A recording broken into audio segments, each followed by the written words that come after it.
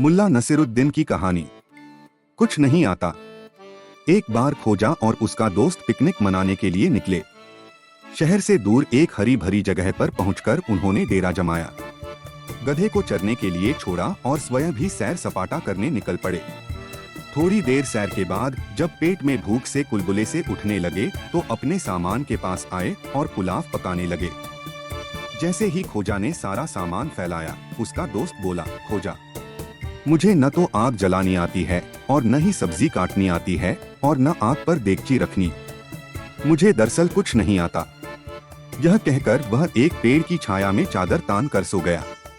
खोजा ने गाजर काटी, आग जलाई और उस पर देगची रख दी। फिर उसने आधे चावल देगची में डाले, बाकी आधे पोटली में ही रखे छोड़ दिए और पोटली को हिफाजत से रख दिया। पुलाव पकने में जितनी देर लगी, खोजा पुलाव का पकना एकटक देखता रहा। जब पुलाव तैयार हो गया तब उसे आग पर से उतारकर थोड़ा ठंडा होने के लिए जमीन पर रख छोड़ा। पुलाव खूब स्वादिष्ट बना था। उसकी खुशबू से खोजा का गधा भी प्रभावित हुए बिना न रह सका।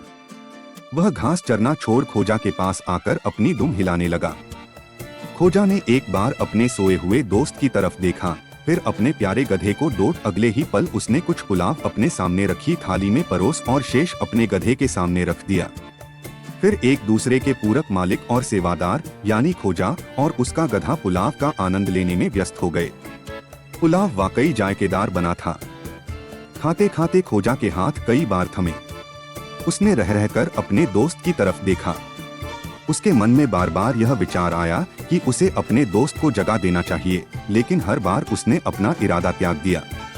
उसने तय किया कि ऐसे दोस्त को पुलाव का स्वाद चखाने की बजाय उसे मजा चखाना ही ज्यादा जरूरी है। देखते ही देखते खोजा और उसका गधा मिलकर सारा पुलाव चट कर गए। जब खोजा बर्तन साफ कर रहा था तो उसका दोस्त आंखें मलता हुआ उसके पास पहुंचा और झुंझलाकर बोला, अरे खोजा, तुमने पूरा पुलाव अकेले ही कैसे खा लिया? मुझे क्यों नहीं जगाया? खोजा ने बड़े ही इत्मीनान से बताया, मेरे प्यारे दोस्त, क्या तुमने यह नहीं कहा था कि तुम्हें कुछ नहीं आता? मैंने सोचा तुम्हें पुलाव खाना भी नहीं आता होगा, इसलिए मैंने तुम्हें नहीं जगाया। अन्य शानदार कहानियों के लिए चैनल को सब्सक्राइब करें, कृपया लाइक करें और कमेंट करें आपको कहानी कैसी लगी।